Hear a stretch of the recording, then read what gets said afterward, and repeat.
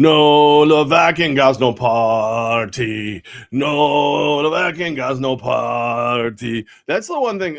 I think I retained more information from this year's World Cup than any other soccer event ever, just because I continue to sing "No Scotland, No Party." I just can't stop. It's in my brain now. Speaking of in my brain, it's waterlogged with hot wing sauce and IPAs. So yeah, I'm a little. If you want to tell your stomach go F yourself, hot wings and IPAs at 8:00 at night. That's the way to live. Oh, so you had a long night. We got a lot on the schedule here, but you had a long night post Flock U last night, huh? A little party after the party, a little after party to the after party, and then the hotel lobby, as R. Kelly would say. You know what the problem with this generation is? Let me tell you. let me get off my lawn. They think they can run with the big dogs, and then they do, and the big dogs do, what they do. And my daughter's like, I have to remember, I cannot hang out with you. I was like, what do you mean? We had a blast. We talked. We had fun. She goes, yeah, but I feel like complete garbage today. I'm like, yeah, that happens. You got to, hair of the pup that bit you. I had a nice lunch with my guy Fabian over at Belfort. So I'm ready. I'm in this, man. I'm in this to win this. Be glad that you're in a remote where we're remote from each other, because my farts are lethal. Lethal farts. Oh, man, I look old. Sometimes the big dog's got to eat. That's it. Sometimes you're in the way of the meal. Kids got to learn. Yeah, when you're chanting "No Scotland, No Party" at the bunker, and there's only like 4 people in there, that's when that's when you've made a decision. That's when you still have it, still got it. Take that, LeBron. Well, before you started pounding down IPAs and wig sauce and your stomach went in a different direction, let's talk about last night's Flock University. I told you on yesterday's show, and by the way, I don't know why AI keeps kicking my Albany Firebird banner. ChatGPT is so easy, I can use it. I feel like that was another business's cliche, but or slogan, motto. I can't use the Firebird logo. So it blocks that and Wilt Chamberlain. I tried as hard as I could to get a picture of Wilt, that liar. Anyways, the coaches show was yesterday. The question on a lot of fans' minds for the local team that's competing for a championship in the Capital Region is who's going to be the quarterback? What's the roster look like? Levack, do we have any answers from last night? Or are you sniffing around, smelling something? Did Jeffy Scoops got something for me today? It sounds like Sam's coming back. Sounds like Sam will be here for the playoffs. It did, but it's one of those things where, like, I love Coach Ware, and I know for a fact that there's 2 things that I've seen today in the world of AF1 football. I have seen every media roster except for Kentucky's, which leads me to believe that Cedric Walker's like, I've got time. I'm not letting you see what my cards. Like, you try to figure out what I've got. And then also that Damon Ware is going to be non-committal as long as humanly possible. So he said Sam will be back, but he also said, what a great problem to have. Josh Kulka and Sam Castronova. So, and I think that's the way we all got to look at it. You know what I mean? I think that's the way we have to pay attention is look what this dude keeps doing around here. Like Damon Ware, you go, oh, that wide receiver room can't get better than it was with, those guys with Darius Prince and Phil Barnett. Can't get better than DB3 and Darian Townsend and Isaiah Scott. Oh, it can't get better than those guys plus Tyrese Chambers and A.G. Hall and everybody else. Like this is what Damon Ware does. He stacks this roster with so much talent that, if something happens or if a guy's not 100% healthy or if a guy has a family issue or whatever, we're good to go. So that's the way I feel. And now we wait and see who the Firebirds will be hosting Saturday, August 1st, 4 p.m. At the MVP Arena. Let me clarify something. Okay. You said media roster. Are you saying what's available to people who work behind the scenes as they prep for like media materials for the postseason? Do you mean media in the sense that I go to the website right now and see the postseason roster? Is it open to the public, basically, is my question. Yeah, it's the 24 man. So every AF1 team can carry 24 healthy players. There's IR, there's all this stuff. Only 21 are active on game day. So the media roster is the full 24. So that's what is floating around right now. So Nobody is he on it? Sorry. Is Sam on it? No, Albany doesn't do one this week. We have okay. Oh, yeah. All right. Yeah. See, I had to clarify there. I'm sure a lot of people who just heard are like, oh, because the playoff teams have a playoff game. No, yeah, but they have to put out their roster. But Sam's on the media roster. They're not playing. Oh, okay. Yeah, Sam's still a Firebird, 100%. Sam is 100% a Firebird. We were texting last week. Like he's a Firebird. Like it's I say this all the time, and some people get it, some people don't want to get it. It's this level of athletics. We're professionals, but at the same time, these guys expect a little more privacy than what the NFL or maybe even the UFL. I don't really follow the UFL very much, but they expect a little more privacy than the NFL guys. So we give it to them, and we're happy to give it to them. It's only right. You know what I mean? So we don't have a deal with a major wagering sponsor or anything like that. So we don't have to do the full disclosure the way some places do, and thus we don't have the a waiver that allows us to do it. So it's really kind of player by player, and that's why we kind of keep it a little close to the vest. But Coach said Sam's still a Firebird, and he's going to play, and Josh is ready either way. So good problem to have for the Albany Firebirds. Yes. Okay. I thank you for that. Usually I fire off 5 more follow-ups, but I think that was a very clear answer for me for what I need, that Coach Ware is keeping it close to his chest. More information will be determined by who the Firebirds are going to play next week, because that's how that can happen, because the matchup dictates how a lineup, roster, team, match, all those things are dictated by that, which totally makes sense. That's sports. Like, what gives my team the best chance to beat the opponent for things that they do well and don't do well? What's the match of that?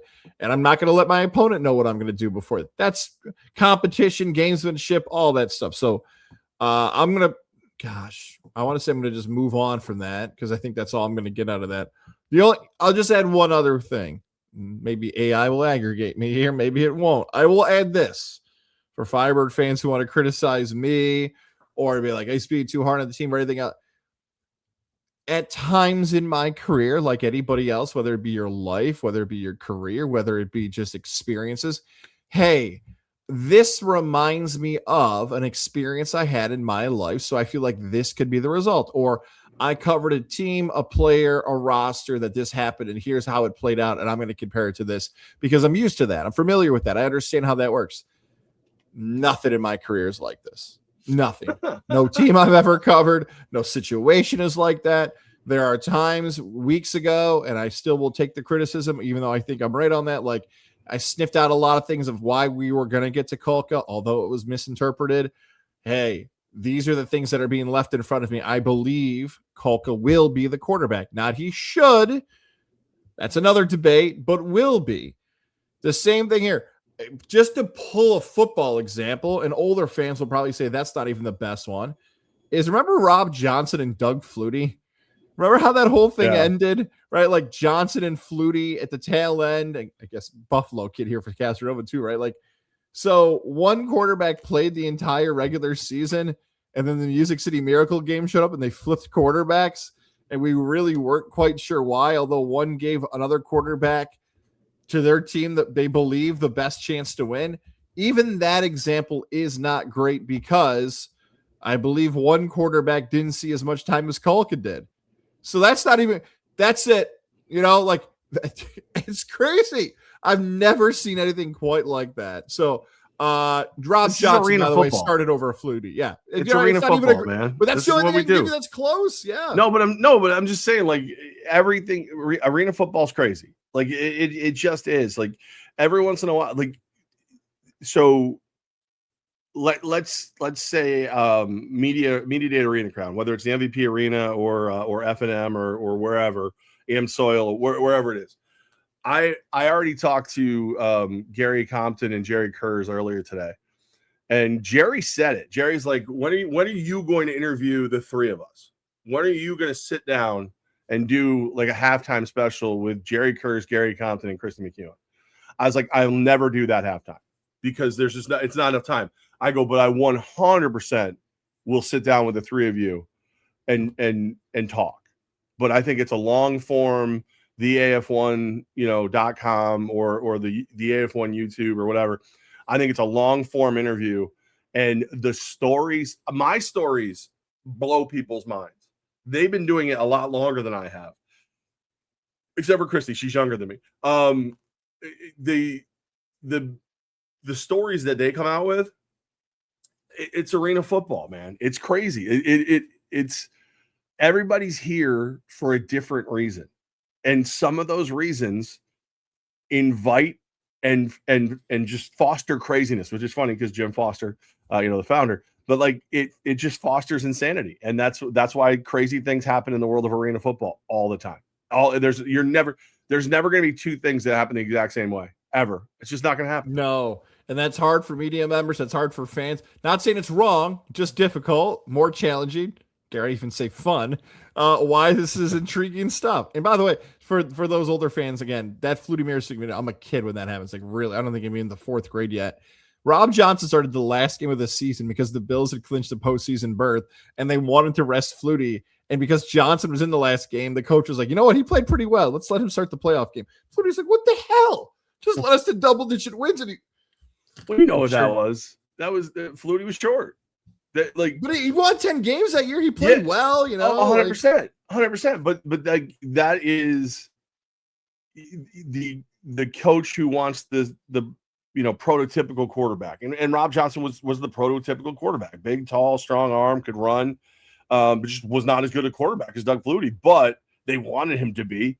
Like they could see the future of Rob Johnson, being Josh Allen. And they tried to, force it. And that's what happens when you force it. I'll move on. We'll move on. Forcing a quarterback is like a fart. If you have to push too hard, it's probably shit. We'll have more of this next week. Coach Ware might be a little clearer. We'll have a better picture. 9 days away from the August 1st kickoff playoff. Don't even know who we're playing more yet. Clarity there. That's exactly right. That's exactly right. We move on to the doubleheader, the good, the bad, and the ugly of the Yankees yesterday. If you missed our show, check it out on YouTube, Spotify, Apple. We talked about the excitement from Yankee fans getting Garrett Cole and Max Fried, or as I found out as I typed it out for the Max Fried, it's still Fried. Max Fried, Garrett Cole, Levack, you were excited. The good, the bad, the ugly. How do you feel after getting Garrett Cole a Christmas gift, like seeing the graphic of your Yankee pitchers getting to go back to back? What do you take away from the action from yesterday, if anything? I think ultimately it was extremely positive because they both look good. As a matter of fact, like Fried didn't have as good a performance as Cole did because it was shorter, but they won the Fried game. The bullpen has been on fire. I believe the Yankees have the second lowest bullpen ERA in baseball, but to have those two guys go out and give quality starts, I think it was if that doesn't give you a lot of hope as a Yankee fan, you're not paying attention, in my opinion, because those two dudes look great, and now we keep it moving and see if we can start stacking some wins. Got the W in the late part of the doubleheader. The Caballero stuff is very crazy. I know you're gonna probably bring that up in a second, but the starting pitching was great, and it's a good example of where this team could be headed. Oh, Caballero's coming up. Don't you worry. I got the graphic made for Caballero, and I spelled it wrong, and I think it'd be funnier if I just leave it up there and what I actually had spelled out for Caballero. I'm happy if you spell it wrong because I try to sound it out the way we would say it here in the States, and it's Calbello or something like that. And it just every time I see it, I say it wrong. I'm not editing the graphic. I'm leaving the way it was before. Okay, so here's the thing with the Fried Cole stuff. Yes, all that stuff's true. Really good pitcher, super talented when they're healthy, the reason they brought him in, the reason they're playing, all this stuff. The only thing I hoped I wouldn't get to this spot. A couple months ago, maybe closer to a couple weeks ago, we had the conversation about Skubal and whether or not the Yankees were in play. And I was giving somebody grief. It might have been John Jastrzemski, maybe. I know he's doing stuff with Mike Francesa in New Jersey coming up this summer, JJ. He was like, they don't need Skubal. I was like, everybody should be in the mix for Skubal because just throwing teams out here. If Boston made a move, if Baltimore, if Chicago, anybody made a move for Skubal and you're the Yankees, you got to face them. And you look at him like, man, we could have had him. Then you potentially cost yourself a postseason win or a series. That's further into the future, though, right? Like maybe they actually don't need Scooble. You know, like maybe they maybe that's the right answer. I would assume it's the Dodgers. It is. Yeah, the Dodgers are I think they're plus 250 on Kalshi to get Scooble. Like I just at this point, and I know as a Yankee fan, I don't have a right to be upset about this. At this point, stop. Just knock it off. Like at this point, you've gone too far, LA. Like you've gone too far. At this point, just back down. Get out of there. Isn't the expanded wild card, and one day I'll stop calling it that, but isn't the expanded wild card still a 3-game series? So if you're gonna, I believe it goes confused. Right. I think it's 3, 5, 7, 7. So if you're gonna have a 3-game series in that opening round, so if you threw Cole, Fried, and Cam, that's awesome. Are you kidding me? So one of those guys is gonna sit for Scooble, and people are gonna yell and scream if Scooble gives up 3 runs in a 6-inning performance. The Yankees lose 3-2. They're going to say the move for Scooble is bad because he's going to be basically judged on one start. Is that actually worth it? Now, that's also, again, assuming the Yankees don't win the AL East. That really I was going to say, you better calm down. You better calm down. Did jump a little ahead there. Baltimore wins 1 game, and all of a sudden you're a tough guy. I don't think they need Scooble. I don't. And I know that's not what I said 2 months ago, but if Fried and Cole are going to look like that against a good Pittsburgh team and Cam's going to get back to what he was earlier in the season, they actually don't. Just hope he gets dealt to the National League. Hope it's Atlanta. Gosh, I don't want to say hope it's the Dodgers. So I can't stand. Maybe the Phillies are like, we're going in one more time with him and Sanchez. It all comes down to the price. Too. You know what I mean? If you can get him without giving up a ton of stuff and just pay him, which, listen, as much as it sucks that the Dodgers are doing what they're doing, money is, you can make more money. Like you can make more money. If you're the Yankees, you have plenty of cash. If you can give up minor assets and bring in Scooble and lock him in, then do it. But if you've got to give up, LaGranye and guys like that, and like Schlittler or something like that, no. As much as I like Scooble, no. We're move forward, go get some more timely hitting, get some more runners in scoring position, and worry a little bit more about it. Maybe add another arm to that bullpen just to be safe. But it looks like Warren might go to the bullpen, so I think it's more. You need more offense if you got to make a trade than you do defense and pitching. And Milwaukee's in that mix too. Atlanta's in that mix too. Atlanta has won a World Series within the last decade, so Atlanta knows they can beat LA. And obviously, they're different teams, different players and stuff. The Dodgers have gotten better. Milwaukee is in the NLCS last year, and they were never competitive in that NLCS. And I don't know if one guy is good enough to get Milwaukee, but man, a combo of him and Miz, that is awesome. Boy, there's a lot of good, 1-2, 1-2-3s, and obviously they should be. They're the best teams in baseball, but boy, those are some fun matches. All right, let's talk about Caballero, and I'm leaving this crazy graphic spelled wrong and slanged up. So the way I'm interpreting this, Caballero slow, yo. Forgot who left this tweet. Richard Dudge is getting a lot of shout outs on this show. He was the one who said, wait, are these microphones always like this at the Yankee Stadium? I don't know if the guy first discovered John Boy Media for the first time. I was like, oh, this is interesting. How I viewed this, and maybe other people are viewing this differently, is that Caballero found a cheat code. My oldest son Rex is a video gamer. He likes to play. He's like, I want to find cheat codes and glitches and all this stuff. I want to get a little advantage and a boost. Felt like Caballero got the boost, and everyone said, uh-oh, game upgrade. Nice try. You figured out the glitch in our system here. Knock it off. And Boone and company aren't happy. Levack, did I simplify that too easily, or do you have another interpretation of this? Yeah, no, I think because originally the pitch clock was all for the pitcher. You had 20 seconds to do whatever you do. Then they changed it to where, from 20 to down to 9 or whatever it was, or 8. The batter could make some adjustments, but if he doesn't lock eyes with you, you can't throw the ball, you can't address him. So he's doing exactly what's in the rules. The issue I have with how this is being handled, because it's annoying. I get it. I've heard people say he's not a good enough hitter to do this. That's stupid. That's the dumbest thing I've ever heard. Is he at the plate? Okay, then he's a good enough hitter to do it. The problem I really have with it is if they've decided, if Major League Baseball, your boy, Rob Manfred, and the head of umps and all that other stuff or whatever got together and went, hey, this is bad for the game. Caballero's got to get in. He's got to get in there and within 8 seconds instead of 12. He's got to do this, whatever. they got to have that conversation with him before the game. You can't do that during the game. Like he gets up to bat. Well, let's see if he does it. He does it every single pitch. He's gonna do it. So that to hash that out on national television is stupid. That was dumb. That right there, like your boy Rob Manfred and Major League Baseball are stupid. That's all there is to it. Whenever the day comes, whether it's youth sports, just goofing off, having fun, some point I'm going to have to officiate or referee a sport and not just like a charity beer drinking Olympics. Ooh. And I know I'm going to stink at it. I don't have great eyes. There's a fan in me that sometimes, I like to wager on sports.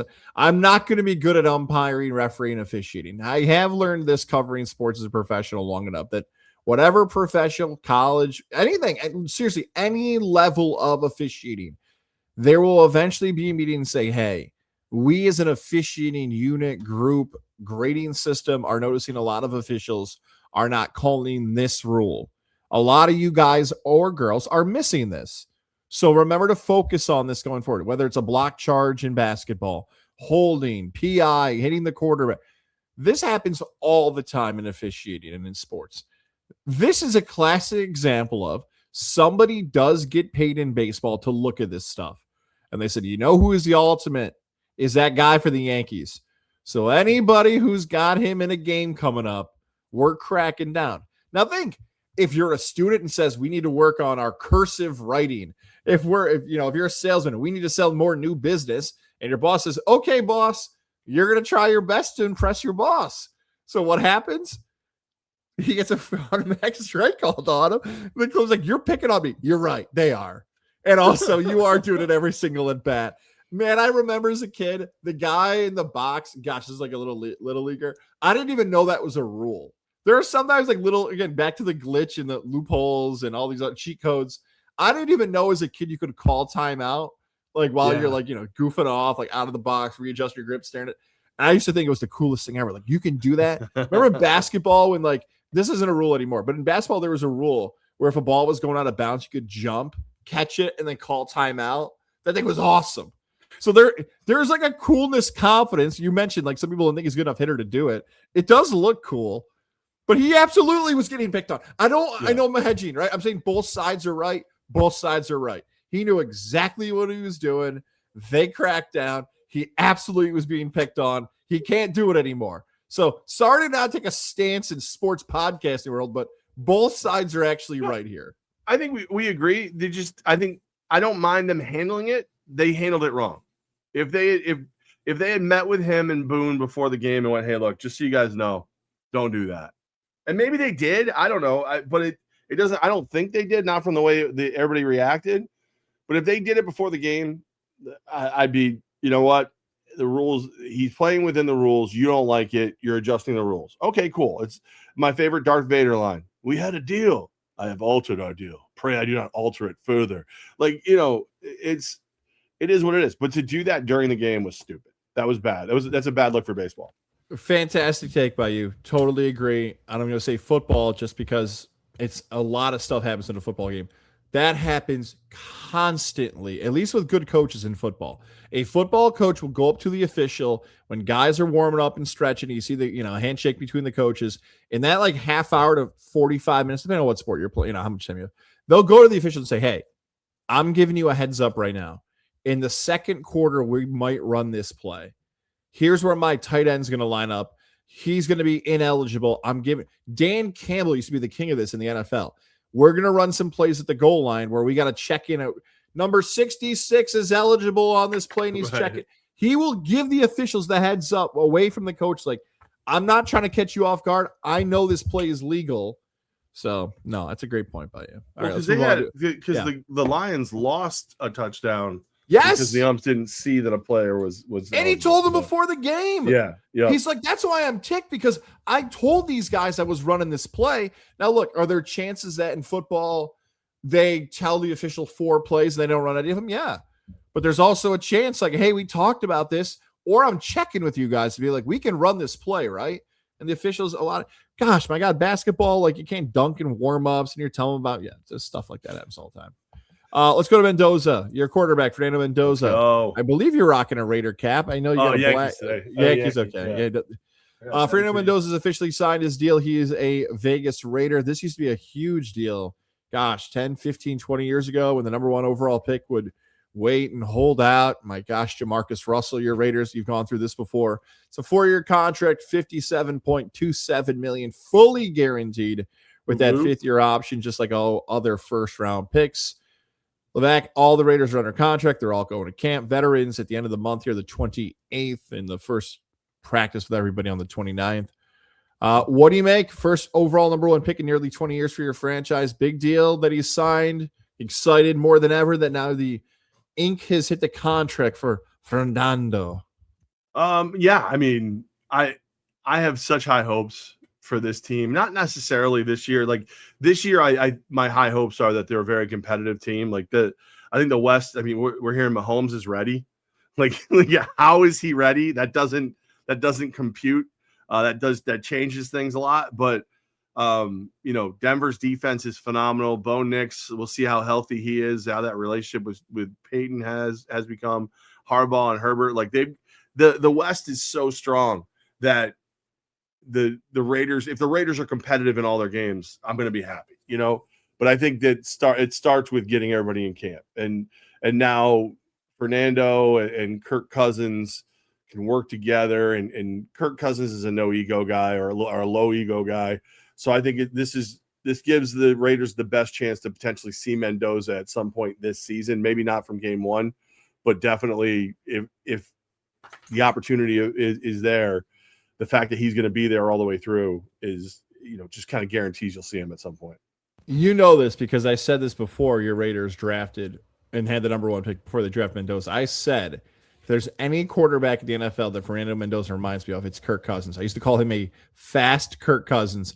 And I'm hoping somebody's clever there who covers the Raiders during camp and does like the Spider-Man meme and they point to each other. Or they do the new one where like they copy everything, like the what are they called? The Rockettes, every move in the pocket's exactly the same, and all of a sudden Fernando's just a little bit faster. AI is gonna have it where it's the same person. Well, they already made him younger. Step Brothers. So I hope he starts calling him Uncle Kirk. Mendoza's like Tebow. He does a lot of the misters with people.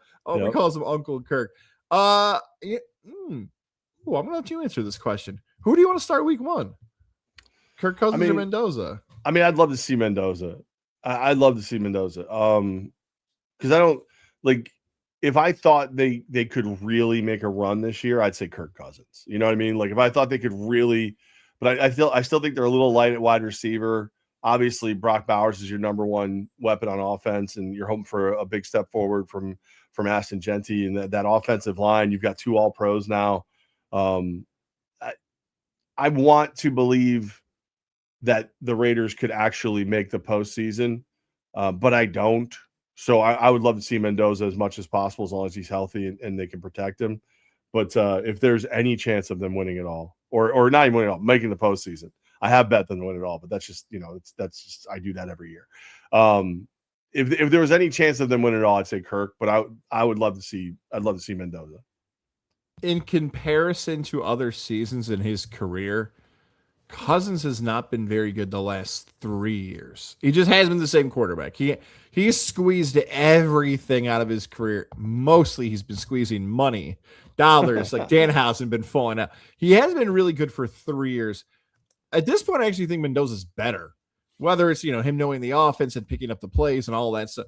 From everything media perception-wise, Mendoza is a eat, sleep, and breathe film guy. So I also would like to see Mendoza. I'm so excited we get to talk about camp. We're at that point, like football is here. And the days where the training camp storylines felt kind of boring because you kind of knew who was going to make the roster. The fact that there's less preseason games and we actually are seeing way more examples of teams just cutting guys who they drafted and teams cutting veterans because they're finding these guys, whether because of NIL or the NFL. It's very intriguing NFL training camp, and your Raiders are definitely one of those teams that are intriguing. Lane Kiffin, you stink. Speaking about the Raiders, former Raider coach Lane Kiffin, now coach of the LSU Tigers, has spoke to the media finally. You know what? That's enough. Okay, like this is what happens to the Raiders. This is Raider racism, is what this is. This is because just because he was a former Raider, like anybody who gets arrested, they find like if the dude wore a Raider t-shirt, he could have played for the Giants for 15 years. Former Raider. No, stop with the you don't like Lane Kiffin. Don't put he's done a lot more and worse than being with the Raiders. You jerk. He stinks. He stinks. Today, finally, he mentioned it to ESPN about how the exit from Ole Miss went. He's allegedly regrets it. He should have walked away from Ole Miss athletics, and Keith Carter told him no. Lane Kiffin quote to ESPN, yeah, I do, but I think that's a good thing that I look at life the way now instead of saying, no, I don't. I was right. I look at things always like, how could I have done this better? But it's also easier when you're further removed. There's no emotion involved. I wish I would have gone in when I met with Keith Carter and said, I've made the decision to go to LSU and leave Ole Miss. I wish I would have just said, hey, I'd like to coach the team. And then if he says no, then I say, okay, I appreciate it. And then I move on and never discuss it again. Okay. So this is still, to me, ESPN. Oh, I love you, Lane. You're the best. You're so great, dude. Because every athletic department didn't do it like that. Summerall, who's at Florida, who I absolutely love. I thought he was the king of the SEC media. There's a little sneak peek. I love the Florida Gators this year. I got some. That's like my sleeper team now, man. I like what they're doing over there in Florida. I like their OC. He's like, guess what, Lane? You and I aren't on the same category. I coached Tulane last year. You coached in the SEC last year. So don't act like you and I are buddies and went through the same. You left your team. Pete Golding. I don't know if this is a real quote. I believe it is. Golding's like, how'd you get Chambliss and Lacey to stay? He's like, you see what they're doing to him?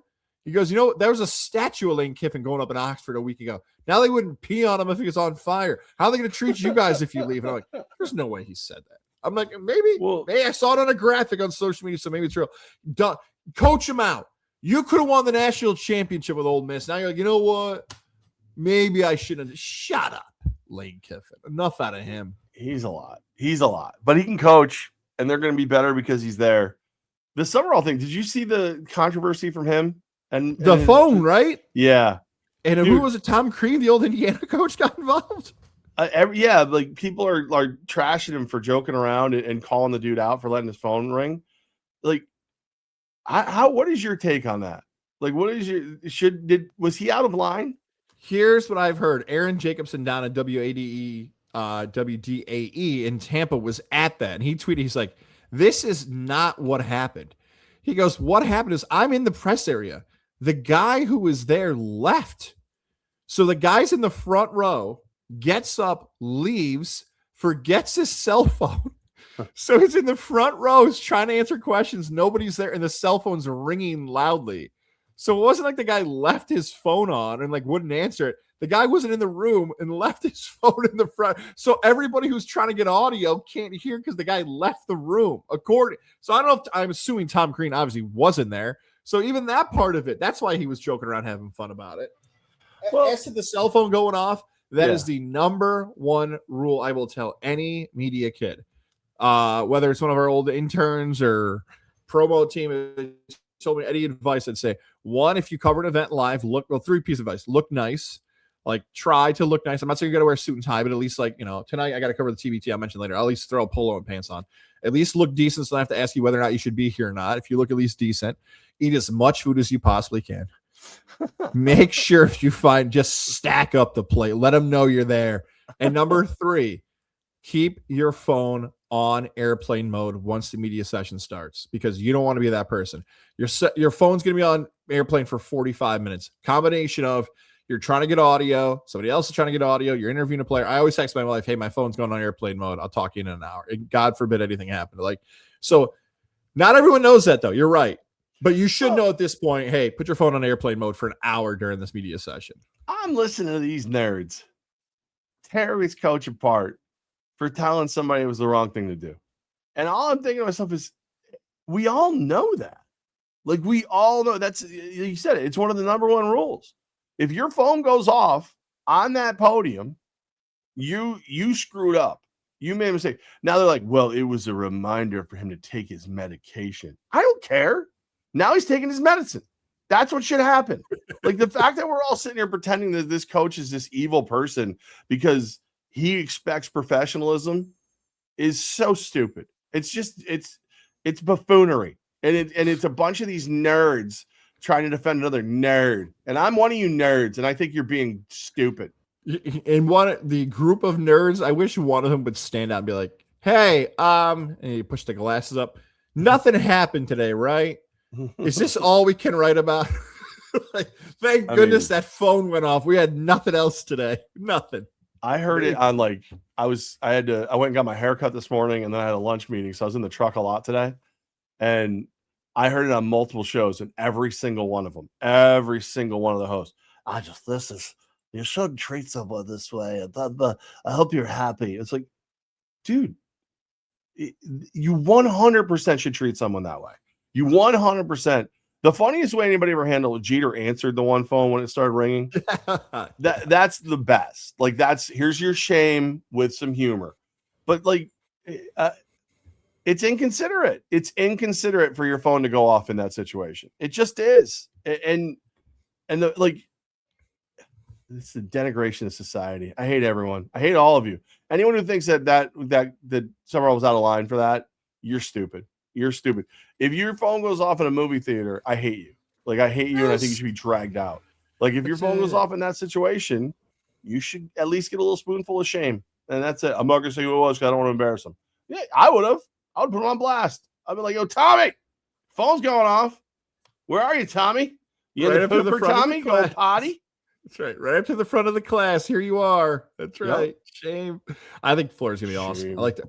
Buster Faulkner's the OC. They got a kid who's the all-time leading passer in the history of Georgia high school football who they brought in as a transfer. Look out for the Gators. So I think that's the only over-under win total I'm going to do this year is the Gators. Now I'm getting too excited about Florida. Anyways, can't wait for September. I can't wait to watch that Ole Miss LSU game. That is, you know what, though? As much as I know Ole Miss is going to boo him out of the building, not because of what he did for the Rebels, but how it ended, I am curious, fascinated about how ESPN handles that. Is ESPN going to act like Lane Kiffin's like, oh, no, did they boo Lane? Oh, don't these people have any type of class in Oxford? Or are they going to act like this is cool college football? This is how it should be. It's Ole Miss. There's no class. Like, come on. They show up in polos and loafers. I've seen them. Yeah. It's a whole different. Remember that Katy Perry game where Katy Perry was on college game day at the Grove, and then she got hammered and dove into the. I was saying, didn't she like hook up with a quarterback or something? Isn't that game legendary for that? Good for him. Yeah. I have a banner that just says testicles. What happened here? I should have looked at these banners before I started hitting play on these. This will be our timestamp today for the show. Here's our thumbnail. Yesterday we told the story about a dude getting a ruptured testicle. So our buddy Boston Dan sent this to us today in one of our group chats. A single hit to the testicles can cause 9,000 units of pain, comparable to fracturing 3,200 bones and the pain of giving birth to 160 children all at once. I don't know how accurate that is, but I know it hurts. And like, who's quantifying the pain of the testicle? Like, who's the doctor that did it? And like when they're testing it, is it like, how was that? Ow. How was that? Ow. How was this? like what was the control group, and did they let the guy lay next to a lady giving birth and kind of watch their faces? Like, on a scale of 1 to 10, how much pain are you in? Testicle. No. Oh gosh. Onions. Never again. Ugh. The Wolfman's got nards. I've thought about the guy too often the last 48 hours. Testicles? You love testicles. Man, you're nuts for balls. Let's move on to our comments and concerns from today's show. Let's meet the 40-minute mark here. Let's go through some comments here quickly. Our guy has found us. The one, the only, the legend, and we appreciate his support. We know he did his best. Corey from Greenwich has found us. Yeah. Corey's comments. His new handle is at Corey from Greenwich. First comment. Hi, guys. Hi, guys. But he left the S off. And he Go work. Go work. He wrote, guys, wherever he's going to sign for 2 years, I think he's talking about LeBron. After 2 years, Curry, LeBron, and Vegas teaming up. I assume he means his ownership, not his players. Levack, do Your first Corey and Greenwich podcast comment. What do you make of his theory of LeBron and Curry going to Vegas if they get an NBA team and teaming up? He wrote that to me on like in my DMs. I think LeBron signs wherever for 2 years. Then after plays for Vegas with Curry. I go, he's 100 years old. What are you talking about? No, that's not going to happen. He's not going to stop it. Stop it. He's not going to play that long. He may not play this year. He may play some of this year. He's 100 years old. Stop it. So there's like a bunch of people going after that Vegas team. I dove into this a little bit earlier this week, but so you've got Jerry Colangelo. He's with the Suns. Jerry Colangelo, isn't he famous for that burner account with his wife? So you've got Jerry Colangelo. You've got the people who own the Golden Knights. I believe his name is Bill Foley. There's another rumored piece that Bob Iger, who used to run Disney's, involved. So like everybody's trying to get a Vegas NBA team. So LeBron and Curry would also team up and get a Vegas NBA team. There's also he's saying they're going to play for him. Oh, that's Corey. No, I know you heard Levack. The answer's still no. I was hoping to redeem you here, Corey. No, they're old as dirt in 2 years. No. If anything, I would love Steph Curry to be like a kicker or a closer and just have him stand from beyond the arc and shoot threes and barely get up. He could do that. Right. Like bring him at the end of halves and stuff. He's the greatest shooter of all time. Let's see if he can hit like 15 or 18 in a game, barely walking up and down. Just his hands, just look, that's Steph Curry, right? Looks just like him. The Vegas Jacks is what I've heard the name's already confirmed to be. The trademark is already, rather than the Kings, they're going to be called the Jacks. And they're going to have like the card is the logo of the Jack. I don't like it. Breaking news. Oh, the Ravens have waived Diego Pavia. No. According to Adam Schefter of ESPN. How? Well, it's probably low. Diego, maybe get low. No. Go Diego, go. No. Yeah. He is oh, he's a free agent, guys. There you go. There you go. Hey, by the way, I found something. I thought you might recognize it as Wait, what is it? What is it? Oh, nice. Look at that thing. I found my crown from Saratoga. I will get some pics unless you got some today from Saratoga. Gosh, that was on my head at one point. Oh, quickly back to the Pavia thing. Let me respond to the Pavia thing. And then it got where it belonged. I don't think he was going to make the 53-man roster. I am bummed he is not going to get in a preseason game. Isn't that odd? Did I miss something on the Pavia thing? Because camps are opening. So if camps are opening, he would at least play in a preseason game, get reps in practice. I know it just happened, but that timing seems odd to me. Maybe they saw him in person and realized he was like 3 feet tall. That's very possible. It's also possible he did something in practice or was an issue in the locker room, was like, yeah, this kid ain't worth it. Man, I want him to get on the field. That sucks. Well, it's a short career. Looks like he came up a little short. It's a tall order for him to make that team. Somebody sign him. I want to see him in a preseason game. Colony Pop Warner, sign him. Another question here from Corey. College football question. If Texas doesn't make the college football playoff final, is that a disappointment? Yes, Corey. Yes, Texas has a loaded college schedule this year, and I don't know if they're going to get there. They're very good, but the schedule is hilariously hard. Wait, are they back? I listened to a podcast while I was mowing the lawn this week, and there's a new book called Freezing Cold Takes College Football Edition now out. I know they didn't pay me to plug that, but so they just all I can read, man. He goes, the best one is the Texas is back stuff. He goes, we have a whole chapter dedicated to it. It's 2016. I always thought it was Sam Ehlinger, the quarterback, who said it, I believe, the Sugar Bowl, where he goes, we're back.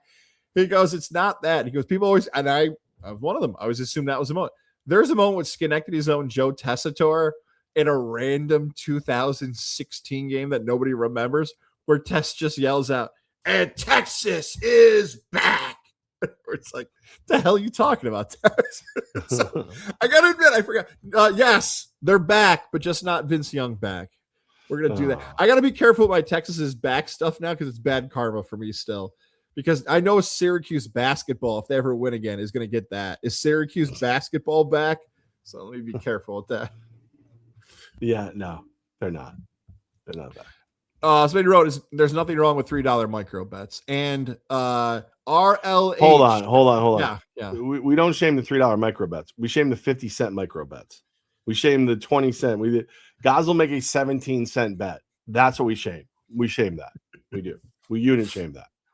RLH wrote in. The Odyssey sucks. There you go. All right. Take that, Adam Snow. The world of football. I think that's all I got here. Let me check one. Your boy Christopher Nolan said he wants to make a horror movie next. Really? Yeah. I'm here for it. I don't see him as a horror guy. That's it. And then Ryan McCarthy, we're on with him Tuesday. That's all we got. We got a meeting after the show today. I'm excited about it. Meetings are fun. Are you happy this is the last scheduled meeting I have for you? All I do is talk about meetings on the show as we give people the updates, the inside scoop of what's going on. Final scheduled meeting that I have for you, unless you have any for me for the rest of the month. I take them as they show up. I don't invite you to the meetings. You screw them up. So I just do them on my own. try to salvage whatever dignity I still have left. This is not much, but it's there. Yeah. I'm off to Boeheim's Army tonight. Boeheim's Army plays in the basketball tournament, which is a team filled with alumni. If they win tonight, they advance to the next round. The winner of the tournament wins $2 million. So I am going to the On Center War Memorial for a 7:00 tip off tonight. You can follow that coverage at Tom Gaz, TOMGOZs, and at Roundtable Sports tonight. I heard the whole team wears diapers in solidarity with Boeheim. That's what I heard. Is that true? I don't think that's true. See if that's a thing. The new thing for this tournament, and I was so annoyed by it. It's nothing nobody's doing wrong, but like they'll tell you the roster, and then some of these guys are like, "Hey, I'm actually busy. I'm not showing up tonight." Like Wes Johnson, it's unbelievable. Donna DeToto, who's like a legendary writer, she's like up in the bleachers covering this game at Seton Hall. She's like, "Nobody can find Wes Johnson. Wes, where are you? Wes, careful." Careful. They're like, "Hey, Whiskey said the show's been going too long." Whiskey said it's enough. Hi, Whiskey. Wiggy. So like he had to go to a big 3 basketball event, so he forgot. Now I just got an update from Mike McAllister. Boeheim's Army is once again without 4 players, and this team is without these guys. You knew the dates of the games. I don't know what the only 2 million like tonight. Losers. Yeah, I don't know what the game's like tonight. So that's my plans. You might have to exciting. I'm not ready. I'm not physically ready. I got to run down. You finally admit that. Ready. You used to say you were good at basketball. Then we saw you. No, good. I haven't warmed up today. Just a lot of action at the park today. I'm a little tired. You're so full of crap. As if I was the dog. All right. That's it. Nothing for you. Nothing exciting for you tonight on the schedule. We got your meeting thing, and then allegedly I'm talking to Commissioner Jeff Fisher. There you go. That's what I was trying to get at there. That's an exciting interview. Yeah, but he hasn't gotten back to me yet today. I know he's been traveling, so if he doesn't get back to me today, I might reach out to Coach Wells from the Wolfpack, because now that they're in the playoffs, he's an interesting dude. We give him a hard time, so I'd like to, but he's fun. So I said yesterday on the coach's show, I was like, we like to tease him because we like him. Like people think we don't, like we pick on him for his pink gloves and stuff like that. We do, but it's because we like him. So and I'm proud of him to get that Washington team, into the playoffs. So it could be Coach Wells. It'll either be Coach Fisher or Coach Wells most likely this week. So, or unless Jeff Jarrett picks up his phone, then I might just who knows. I've been going through my phone. I've been finding some interesting numbers. I'll just put it like that. So okay, all right. Yeah. So I almost called Buster Olney last night when I was on a bender. So gosh. Well, talk to me more, Buster. I thought we were friends. Jerk. I got traded. Trade deadline. Yeah. I got a story for you. I traded my Grundle for your butt. Yeah. All right. Early release tomorrow. Button, that's right. Early release tomorrow. All right. Hit the freaking button. That was over.